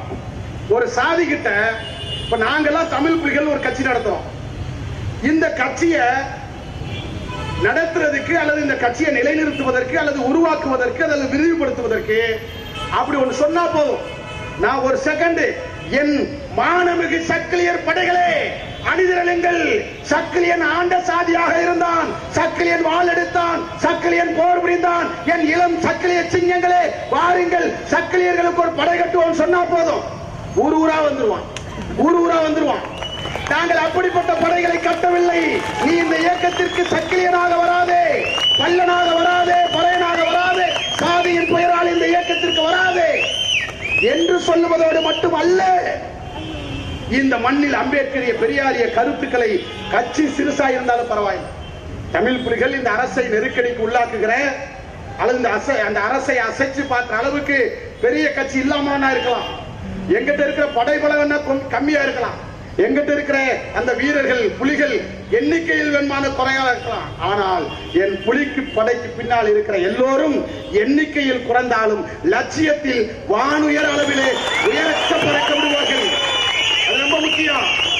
என் கட்சியில பெரிய பெரிய பணக்காரன் இல்லாம இருக்கலாம், மிட்டா மிராஸ் இல்லாம இருக்கலாம், ஆனால் என் கட்சிக்காரன் சாதாரண ஒரு ஒன்றிய செயலாளர் அம்பேத்கரை பத்தி பேசினா, பெரியாரை பத்தி பேசினா இங்க ஒருத்தர் வாதம் பண்ண முடியாது. அப்படி நான் வளர்த்ததுனாலதான் அந்த சத்திரப்பட்டியில முட்டா பயில நாளுக்கு போலீஸ்காரா இருக்கான் பாருங்க, அவனையே கேள்வி கேட்கிற அளவிற்கு அம்பேத்கரிஸ்டாக நான் இருந்த காலத்தில்தான் இந்த கொலைக்கு நீதி கிடைத்தது. பேரையூர்ல டிஎஸ்பி அந்த அம்மாவை நல்லாதுன்னு சொல்றாங்க, வழக்கு விசாரணை பார்க்கிறேன். இல்லைன்னா 10ஓட 1 அத்தோட இது ஒண்ணு சேர்த்து அந்த அம்மாவையும் சேர்த்து பட்டியல் ஏற்றிடுறேன். ஏன்னா இங்க காக்கி சட்டை போட்டாலே அவனுக்கு ஒரு பெரிய அவன் ஒரு ஆணவம் செய்யறான். இந்த ஆணவ கொலை மாதிரி அவன் ஒரு ஆணவ துன்புறுத்தல் பண்றான். போனா இப்ப உட்கார சொல்றது எங்க மாவட்ட செயலாளர் போன் போடுறாரு, சார் என்ன சார் பேரையூர் ஸ்டேஷன்ல இந்த மாதிரி கொலை விழுந்திருக்கிறோம், என்ன நடவடிக்கை எடுத்திருக்கீங்கன்னா, நீ யாரு, ஒப்பன் பேர் என்ன, கோத்தா பேர் என்னன்னு அவன் கேட்கிறான். அவன் நினைச்சான் நம்ம காக்கி சட்டை போட்டிருக்கோம், நம்ம கேட்டா அவன் பயந்துருவாங்க. இவன் எங்க அப்பன் பேர் இதுரா, ஒப்பன் பேர் என்ன கேட்டான். எங்க அப்பன் பேர் மாடசாமி, ஒப்பன் பேர் என்ன, எங்க அத்தா பேர் கிருஷ்ணமா, கோத்தா பேர் என்னன்னு கேட்டான் பாருங்க. அவன் போட கட் பண்ணிட்டான். எதுக்கு இந்த வீராப்பு, எதுக்கு வீராப்பு? போலீஸ்காரன் நீ சட்டை போட்டா மட்டும் நீ பெரிய ஆள் கிடையாது ராஜா, உனக்கு சம்பளம் போடுற எஜமா நான் தான் உன்னை விட பெரிய ஆள். அதை புரிஞ்சுக்கணும். நீ சாப்பிடும் போது சோத்தல சக்கிலிய பையன் உழைப்புன்னு பார்க்கணும், பரப்பைய பல்ல பையனோட உழைப்புன்னு பார்க்கணும், சும்மா சோறா பார்க்க கூடாது. அது என் காசு இருக்கு. ஒரு திமுரு இந்த சேத்தெல்லாம் வேற வண்டியாவது வச்சுக்கணும். நான் வெறும் சக்கிலியனா கிடைக்கும் போது நீ அடிச்ச நான் அடி வாங்கினேன். இப்ப நான் புலி அனுப்பேன், உன்னை அடிப்பேன். பேப்பரை பழகி மாதிரி அங்க விருதுநகர் கலெக்டர் ஆபீஸ் கிட்ட ஒரு போலீஸ்காரன் நிப்பாட்டினான். மறுநாள் போலீஸுக்கு தர்மடி, தமிழ் புலிகள். நாங்க எல்லாம் போலீஸ் எழுதி போட்டாலே ஓடுற காலம் இருந்துச்சு எங்க அப்பன் தாத்தா காலத்துல. இப்ப எங்களை பார்த்து போலீஸ் ஓடுற காலம், அது ரொம்ப முக்கியம். அதனால இந்த கரட்டல் உருட்டல் இந்த பேச்சு இதெல்லாம் வேற எங்கேயாவது வச்சுக்கணும். ஏன்னா நான் அரசியலா இருந்ததுனால தானே ஒரே ஒருத்தனோட கேஸ் முடிய போறது 6 பேர் ஆக்கி இருக்கிறேன். நான் அடுத்து உன்னை குண்டாசு போட வைப்பேன். நீ காசு எனக்கு, நான் ஏன் பிச்சை காசு, என் காசை நீ வச்சிருக்க ராஜா கலெக்டர். ஆதி திராவிட கொலை காசு இருக்கிறது என் காசு, என் காசை வச்சிருக்கிற நீ கடங்காரன், நீ கலெக்டர் கிடையாது, எனக்கு கடங்காரன். ஒண்ணு அந்த செக்க காசை கொடுக்க வழிய பாரு, இல்லைன்னா அடுத்து அண்ணா எல்லாரும் சொல்லிட்டாரு. இப்ப மரியாதைக்காக விட்டு போறான், அடுத்து கலெக்டர் ஆஃபீஸ்ல தான் உட்காருவான். காசு எங்க மயத்துக்கு சமங்கிறதால தூக்கி போட்டீங்க போராட்ட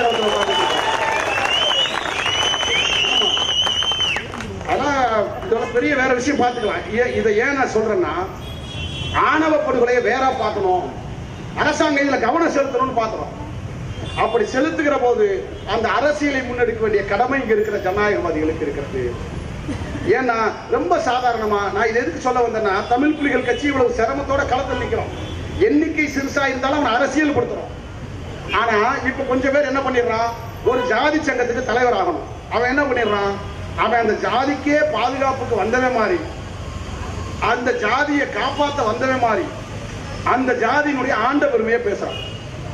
ஒரு ஜாதிக்கு தலைவனாகிறது ரொம்ப ஈஸி. என்ன, அந்த ஜாதி ஆண்ட ஜாதின்னு சொல்லணும், அந்த ஜாதி பெரிய சாதின்னு சொல்லணும், அந்த சாதி பெண்களை எல்லாம் அவங்க அப்பா அம்மாக்கே இல்லாதாக்கிற இவனுக்கு வந்துடும். அந்த அப்பா இப்ப தர்மபுரி இளவரச படுகொலை என்ன நடந்துச்சு, தர்மபுரி இளவரசன் கொலையில 2வது இருக்கட்டும், முத என்ன நடந்துச்சு, 2 பேரும் சேர்ந்தாங்க. சேர்ந்த போது அந்த பொண்ணோட அப்பா அம்மா இணக்கமா இருந்தாங்க, விரும்பிதான் கொடுத்தாங்க. அதுக்கப்புறம் அந்த சாதிக்காரங்க எல்லாம் போய் அவனை குழப்பி அப்புறம் தான் பிரச்சனையாச்சு. இப்போ என்ன நடக்குதுன்னா, இந்த அதை கூட சொன்ன இந்த திருநெல்வேலியில மார்க்சிஸ்ட் கம்யூனிஸ்ட் ஆபீஸ போய் அடிச்சு நொறுக்கினாங்க. அது ஏதோ பிள்ளைமார் சமூகமா, அந்த சமுதாயத்துல ஒருத்தர் தலைவனா வரணும்னு நினைக்கிறேன்.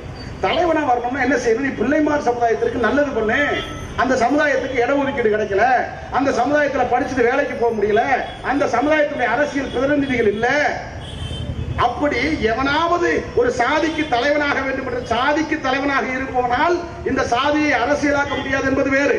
அண்ணா கனியமுதன் என்ன சொன்னாரு பாத்தீங்களா? சாதிய சிந்தனையோடு இருப்பவர்களால் ஒரு சாதியை அணிதிரட்ட முடியாது. அது திரட்டுற மாதிரி தெரியலாம், ஆனா அந்த சாதி சிந்தனை நிலைக்காது. இந்த சமுதாயத்தை பெரிய அளவில் அரசியலாக எடுத்து செல்ல முடியாது. ஒருவேளை அந்த சாதிக்கு நீ தலைவனாக வர வேண்டும் என்று சொன்னால் கூட அந்த சமுதாயத்தில் இருக்கிற மக்களுக்கு பிரச்சனைகளை நீ முன்னின்று போராடு, சமூக நீதிக்காக போராடு, இடஒதுக்கீட்டுக்காக போராடு, கல்விக்காக போராடு, பொருளாதார முன்னேற்றத்திற்காக போராடு. அதெல்லாம் செய்ய மாட்டான். இவன் தலைவனாக நேரா போய் எங்க சாதி பிள்ளைக அங்க ஆண்ட சாதி எங்க சாதி பிள்ளைய நீ கட்டலாம்னு ஒருத்தர் ரோட்டுக்கு வந்து அவன் தலைவன் அவனை நினைச்சிட்டு இருக்கான். இன்னும் கொஞ்சம் பேர் பெருசா மீச வச்சா தலைவர் நினைக்கிறான். இன்னொருத்தன் பெரிய முடி நிறைய வச்சு அவன் தலைவர் அவன் நினைக்கிறான். இங்க தலைவனாகிறதுக்கு தகுதியே கொலை பண்ணணும், எந்தாவது பொம்பளை பிள்ளைய சேர்ந்தா அதை பிரிச்சு வைக்கணும். தலைவனுக்கு வேலை பாருங்க, பிரிச்சு வைக்கிற வேலை. இவையெல்லாம் கலெக்டர் ஆஃபீஸ்ல உட்கார்ந்துட்டு வேற வேலை பார்க்கலாம். இப்படித்தான் தலைவர்களாக உருவெடுக்கிறாங்க. இப்ப இந்த சமுதாய தலைவராக பொழப்பு தளப்புக்கு சினிமாக்கு வராங்க பாருங்க. இந்த நடிகர் ரஞ்சித்னு ஒருத்தன், அவன் பாத்தீங்கன்னா லட்சக்கணக்கான பேர் திறந்த மாதிரி அவன் ஒரு படத்தை எடுத்து வச்சுக்கிட்டு அவன் ஒரு விஷத்தை காக்குறான். நான் அவெல்லாம் பேசி பெரிய ஆக்க விரும்பல, அவெல்லாம் ஒரு ஆளே கிடையாது. இன்னும் அந்த படத்தை விட்டுருந்தாலே அதுவே வந்துட்டு போயிருக்கும். நான் என்னை கூட கேட்டாங்க, என்ன அந்த கவுண்டமலை படத்துக்கு நீங்க எதுவுமே எதிர்ப்பு தெரிவிக்கிறேன். எதிர்ப்பு தெரிவிக்கிற அளவுக்கு அது படமும் பிரச்சனை இல்லை, அவனும் ஒரு பெரிய ஆள் கிடையாது அப்படின்னு நான் சொன்னேன். ஒண்ணுமே இல்லை. ஏன்னா இந்த மக்களுக்கு நான் ஏன் சொல்றேன், திமிரோட சொல்லல, ஆணவத்தோட சொல்லல. எனக்கு தெரியும் தமிழ்நாடு பெரியாரால் பண்படுத்தப்பட்ட பூமி. சாதி வெறியர்களை தமிழ்நாடு அப்புறப்படுத்தும். ரஞ்சித் போன்ற சாதி வெறிகளை தமிழ்நாட்டு மக்கள் அப்புறப்படுத்துவார்கள். சாதி வெறி சினிமாக்களை இந்த மக்கள் புறக்கணிப்பார்கள். எவ்வளவு பெரிய விஷத்தை கேட்கிறான். நான் செய்தி நேரத்தை அறிமுகம் முடிக்கிறேன். இதுல ஒரே ஒரு விஷயம் தான். இயக்குனர் மாரி செல்வராஜ் ஒரு செய்தி அழகா பேசியிருப்பார். இந்த சினிமாவுக்கு சினிமா என்னைய தேர்வு செய்யல, நான் தான் இந்த சினிமாவை தேர்வு செஞ்சிருக்கிறேன் அப்படின்னு அவர் சொல்லிட்டு ஒரு செய்தியை சொல்லுவாரு. நான் ஏன் சினிமாவை தேர்வு பண்ணேன்னா, இங்கே எதையெல்லாம் புனிதம் என்று கற்பிக்கப்பட்டிருக்கிறதோ அதெல்லாம் புனிதம் இல்லை என்பதை உடைத்து சினிமாவின் மூலமாக நான் காட்டுவேன் அப்படின்னு சொன்னார். அந்த கருத்து எங்களுடைய கருத்து. ஏன்னு கேட்டீங்கன்னா, இந்த சாதி வெறியர்கள் எல்லாம், இந்த ஆணவ கொலைகாரர்கள் எல்லாம் எந்த சாதியில இருந்தாலும் இவெல்லாம் எதை நினைக்கிறான்? பெண்ண புனிதம் நினைக்கிறான். பெண்கள் புனிதமானவர்கள். அடே, பெண்களை புனிதமா நீ பார்க்க வேணாம், மனுஷியாவே பார்த்தா போதுமே. உன்னை போல 2 கைகளும் கால்களும் இருக்கிற, உணர்வுகளும் இருக்கிற சக மனுஷி புனிதமா அவன் சொல்லுவான். இப்ப நான் கோயம்புத்தூர் பக்கம் போயிட்டல, இப்ப மேற்கு மண்டலத்தை பெரிய அரசியல். சாமி பொம்பளை பிள்ளைகளை சாமின்றான். சாமின்னு கூப்பிட்டு என்ன அர்த்தம்? அத்தோட இந்த வீட்டை விட்டு வெளியே போகாதுன்னு அர்த்தம். சொல்லுவான். மேற்கு மண்டலத்துல சொல்றான், தென் மாவட்டம் மாதிரி வட மாவட்டம் மாதிரி எல்லாம் கிடையாதுங்க. மேற்கு மண்டலத்துல எந்த பிரச்சனையுமே கிடையாது, ரொம்ப அமைதியா இருக்கிற பூமி. அப்படின்னா என்ன அர்த்தம்? கொல்ல போய் வெளியே தெரியாமலே செத்துக்கிட்டு இருக்கான்னு அர்த்தம். போய் கிணத்துல சாகுறவன் அது பூரா அதுல சாகுறது தான் சொல்லுவான். இந்த பேசுறதுக்கு கூட நாங்க மரியாதையா ஏனுங்க வாங்க போங்க தாங்க நாங்க கூப்பிடுவோம், அவ்வளவு நாங்க நல்லவங்கன்னுவோம். அந்த ஏனுங்கன்னு கூப்பிடுறான்ல, அந்த ஏனுங்கன்னு ஒரு ஏதோ ஒரு சாதிக்கார, அந்த ஏனுங்கிறவன் எங்கேயுமே மாதாரிய போய் ஏனுங்க மாதாரின்னு கூப்பிட மாட்டேங்கிறான். அந்த கோயம்புத்தூர்ல ஏனுங்கன்னு கூப்பிடுறது மரியாதையா, அந்த ஏனுங்க ஏண்டா மாதாரிய கூப்பிட மாட்டேங்கிற? அந்த ஏனுங்க கூட ஒரு சாதி அமைப்பு முறை, கட்டமைப்பு முறை. பெண்ணை புனிதம் என்கின்ற பெயரால் பெண்களை வீட்டை விட்டு வெளியே வராமல் தடுத்து வைப்பது ஒரு வகையான வன்முறை. இப்படி எது சாதி கொடுமை, எது வன்கொடுமை, எது பெண்களுக்கு இழிவானது, எது பெண்களை காப்பாற்றுகிறோம் என்கிற பெயரில் அவருடைய உரிமைகளை தடுப்பதுன்னு தெரியல.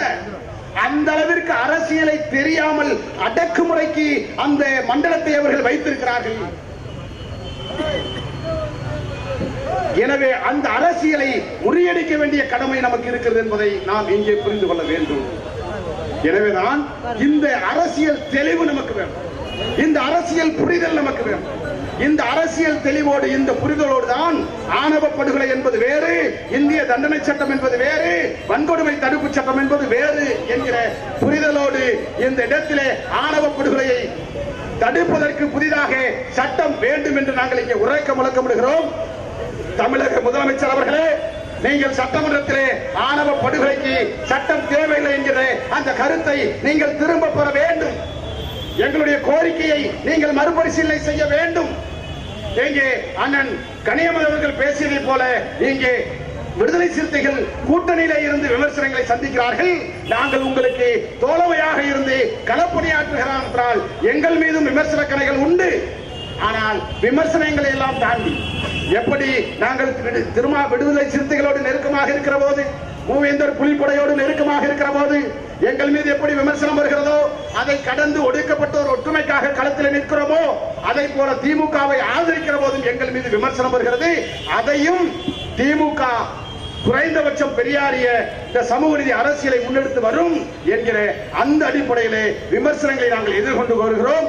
எங்களுடைய உணர்வுகளை புரிந்து கொண்டு சாதிய ஆணவ படுகொலைக்கு எதிராக தனியாக ஒரு சட்டம் இயற்ற வேண்டும் என்பதை இந்த நேரத்திலே அழுத்தம் திருத்தமாக பதிவு செய்து கொண்டு, தமிழகத்திலே குறிப்பாக தென் மாவட்டங்களிலே சாதி கொலைகள் தொடர்ந்து கொண்டே இருக்கிறது. குறிப்பாக ஒடுக்கப்பட்ட மக்களுக்காக போராடுகிற போராளிகள் எல்லாம் கொலை செய்யப்படுகிறார்கள். அது ரவுடிகளுக்கு இடையே நடக்கிற கொலைகள் என்று மறைமாற்றுகிறார்கள். போராளிகள் கொலை செய்யப்படுவதை தடுப்பதற்கு தமிழக அரசு உரிய நடவடிக்கை எடுக்க வேண்டும். தென் மாவட்டங்களிலே தொடர்ந்து இருக்கிற இந்த சாதிய படுகொலைகள் என்பது இன்றைக்கு சென்னை தலைநகரில் இருக்கிற பட்டியல் சாதி மக்களுக்காக, ஒடுக்கப்பட்ட மக்களுக்காக போராடிய அண்ணன் ஆம்ஸ்ட்ராங் அவர்கள் தலைநகர் சென்னையிலேயே அவருடைய வீட்டு அருகிலேயே கொலை செய்யப்பட்டிருக்கிறார். கொலைகள் தென் மாவட்டத்திலே, வட மாவட்டங்களிலே, தமிழகம் முழுவதும் அங்கொன்றும் இங்கொன்றுமாக அதிகமாக நடந்து இன்றைக்கு சென்னை தலைநகரிலேயே ஒடுக்கப்பட்ட மக்களுக்கான போராளிக்கு பாதுகாப்பு இல்லாத நிலை இருக்கிறது. எனவே பட்டியல் சாதி தலைவர்கள் இந்த மக்களுக்காக போராடுகிறார்கள். அவர்களை பாதுகாக்க அவர்களுக்கு துப்பாக்கி ஏந்திய காவல்துறை பாதுகாக்கும், ஆயுதங்கள் வைத்துக் கொள்கிற உரிமையும் தர வேண்டும் என்கிற கோரிக்கையும் அரசு பரிசீலனை செய்ய வேண்டும். இந்த கொலைகள் எல்லாம் நடப்பதற்கு அடிப்படை காரணம் ஒன்று இருக்கிறது. அந்த காரணத்தை நீங்க தெளிவா புரிஞ்சுக்கணும். என்ன காரணம்னா, முதல்ல கொலை செஞ்சவன் வழக்குல வந்துடுறான். அதனால ஒரு வழக்கு 2 வழக்குக்கு மேல அவனால தாக்கு பிடிக்க முடியாம குடும்ப செதறதுன்னு சொல்லி மனமாற்றமாக கூட வாய்ப்பு இருக்கு. ஆனால் இன்றைக்கு தமிழகத்திலே கடந்த சில ஆண்டுகளாக கொலை செய்யற யாருமே கொலை கேஸ்ல சிக்கிறதே இல்லை. ஏன்னா கொலைகள் யார் செய்யணுமோ அவன் பணத்தை கொடுத்து கூலிப்படையை நியமிச்சிடறான். கூலிப்படை கொலையை செஞ்சுட்டு போயிடுறான். எவன் செய்ய சொன்னாலும் அவன் சரண்டர் ஆயிடுறான். இப்போ என்ன பிரச்சனை, அந்த கூலிப்படை கைது செய்யப்படவே இல்லை. இந்த கூலிப்படை என்ன செய்யுது, இவன்ட காசை வாங்கி அவனை கொலை செய்யுது, அவன் காசை வாங்கி இன்னொருத்தனை. ஆக கூலிப்படை கலாச்சாரம் அதிகமாக இருந்துதான் தமிழகத்திலே கொலைகள் அதிகமாக நடப்பதற்கு காரணம். எனவே சரண்டர் அடைபவர்களை விசாரித்து யாரை வைத்து இந்த கொலை செய்தாய், எந்த கூலிப்படை இந்த கொலைக்கு பின்னால் இருந்தது என்பதை அடையாளம் கண்டு கூலிப்படை கலாச்சாரத்தை ஒழித்தால் மட்டும்தான் தமிழகத்திலே கொலை கலாச்சாரத்தை ஒழிக்க முடியும் என்கிற அடிப்படையிலே கூலிப்படை கலாச்சாரத்தை ஒழிக்க தமிழக அரசு முன்வர வேண்டும். பட்டியல் சாதி தலைவர்களுக்கு பாதுகாப்பு வழங்க வேண்டும். ஆணவ படுகொலை தடுக்க சட்டம் வேண்டும். அழகேந்திரன் குடும்பத்திற்கு நீதி வேண்டும் என்கிற இந்த கோரிக்கையை இந்த போராட்டத்தின் வாயிலாக தொடங்கி இருக்கிறோம். இந்த போராட்டம் அண்ணன் முருகவேல் ராஜன் அவர்கள் விரும்பியதை போல, அண்ணன் மீதா பாண்டியன் அவர்கள் விரும்பியதை போல இது எச்சரிக்கை போராட்டம் தான். இந்த இணக்கமான இந்த ஒற்றுமை பேர் அமைப்பு என்பது, இந்த கூட்டு அமைப்பு என்பது, இந்த பிணைப்பு என்பது இந்த போராட்டத்திற்காக உருவானதல்ல. அண்ணனே சொல்லிட்டார், எங்களுடைய இயக்கத்தினுடைய கொடியை அறிமுகப்படுத்தியதே அண்ணன் மாவீரன் பசுபதி பாண்டியன் அவர்கள் தான். இன்றைக்கு இந்த கொடி பட்டொளி வீசி பறக்கிறது என்று சொன்னால் இந்த கொடியை அறிமுகப்படுத்தியவர் அண்ணன் பசுபதி பாண்டியன் அவர்கள். இந்த கொடி என்பது எங்களை, அவருடைய அரசியலை, அவருடைய அந்த தியாகத்தை நினைவுபடுத்தக்கூடிய கொடியாக தமிழ்நாட்டில் தமிழ் புலிகள் கட்சி கொடியை அறிமுகப்படுத்துறது அண்ணன் பசுபதி பாண்டியன். கொடி எந்த நாள் அறிமுகப்படுத்தணும், மொழிப்போருக்காக முதலிலே மடிந்த நடராசன் தாளமுத்து, எல்லாரும் இங்க தாளமுத்து நடராசன் சொல்லுவாங்க. நடராசன் தாளமுத்து மறைந்த ஜனவரி 15ஆம் நாள் தான் எங்கள் கொடி அறிமுகம் செய்யப்பட்டது. அண்ணன் பசுபதி பாண்டியன் அவர்களால் அறிமுகம் செய்யப்பட்டது. எங்கள் இயக்கத்துடைய முதல் கொடி இந்த மதுரை மாநகர் கரும்பாலையில ஏற்றினோம். அது தாமிரபரணி படுகொலை செய்யப்பட்ட நாள். அந்த தியாகிகளுடைய வீர வணக்கம் செலுத்தும் விதமாக எங்கள் முதல் கொடி வானுயர பறந்தது. இன்றைக்கு தமிழ்நாட்டில் பறக்கிறது. அது தாமிரபரணி போராளிகளை நினைவுகூரும், அண்ணன் பசுபதி பாண்டியனை நினைவுகூரும், தாளமுத்து நடராசன் என்கிற வரலாறை மாற்றி நடராசன் தாளமுத்து என்கிற அவருடைய தியாகத்தையும் நினைவோற்றும், ஒடுக்கப்பட்ட மக்களுக்காக களமாடிய அன்றைக்கு தொடங்கிய ஆம்ஸ்ட்ராங் அண்ணன் வரை இன்னும் இந்த களத்தில் இருக்கிற அத்தனை மக்களுடைய ஒற்றுமைக்காக தமிழ் புலிகள் கட்சி என்றைக்கும் அம்பேத்கரிய பெரியாரிய மார்க்சிய சித்தாந்தத்தில் மிக நேர்த்தியாக களமாடும் என்று சொல்லி இந்த போராட்டத்திற்கு வந்திருக்கிற அத்தனை தலைவர்களும், இந்த தலைவர்களை எல்லாம் பார்க்கிற போதுதான் எங்கே நாம் தனிமைப்பட்டு விடுவோமோ, எங்கே இந்த சமூகம் வீழ்த்தப்பட்டு விடுமோ, புறக்கணிக்கப்பட்டு விடுமோ, இந்த சமுதாயத்தை தட்டி கேட்க தமிழ் புலிகள் மட்டும்தானே இருக்கிறது, இதை விட்டால் வேறு நாதியிலே என்று நாங்கள் கலங்கிக் கொண்டிருக்கிற போது, ஏங்கிக் கொண்டிருக்கிற போது, இந்த பிரச்சனை தமிழ் புலிகளுக்கான பிரச்சனை அல்ல, இது அருந்ததியர்களுக்கான பிரச்சனை அல்ல, அனைவருக்குமான பிரச்சனை, எங்கள் பிரச்சனை என்று மேடையிலே நம்மோடு களம் கோர்த்து நிற்கிறார்களே, இந்த ஒற்றுமை என்பது இந்த சமுதாயத்தை அரசியல் அதிகாரத்தை நோக்கி நகற்றுவதற்கு உந்துதலாக இருக்கும் என்று சொல்லி இந்த கரத்தை பிடிப்போம், அரசியல் அதிகாரத்தை நோக்கி நகர்வோம், அம்பேத்கர் பெரியார் மார்க்சிய வழியில் தொடர்ந்து பயணிப்போம் என்று சொல்லி ஒரே ஒரு கோரிக்கை, ஒரே ஒரு எச்சரிக்கை இந்த கூட்டத்தின் வாயிலாக நான் சொல்லிக் கொள்வது ஒரே ஒரு செய்திதான். அழகேந்திரன் ஒன்றை சொல்லிவிட்டு போயிருக்கிறான். கொலை செய்யப்பட்டு கிடக்கிறான், தலை தனியாக உடல் தனியாக சிதறி கிடக்கிறான், நிர்வாணப்படுத்தப்பட்டு கிடக்கிறான். இவனை போல ஏற்கனவே செத்தவர்கள் உண்டு. இது அழகேசனோடு முடிவதும் அல்ல, நாளை யாருக்கேனும் நடக்க வாய்ப்பு இருக்கிறது. எனவே இந்த சமூகத்தின் மீது நடக்கிற இந்த அநீதிக்கு எதிராக உடனடியாக களத்திலே இருப்பதற்கு உனக்கு தமிழ் புலிகளை தவிர நாதி இல்லை என்பதை புரிந்து கொண்டு, நாதியற்ற மக்களே நீங்கள் தமிழ் புலிகளாய் அணிதிரளுவது அவசியம், அதுதான் நம்மை பாதுகாக்கும் என்று சொல்லி இந்த ஆர்ப்பாட்டத்தை நிறைவு செய்கிறேன். நன்றி. அன்று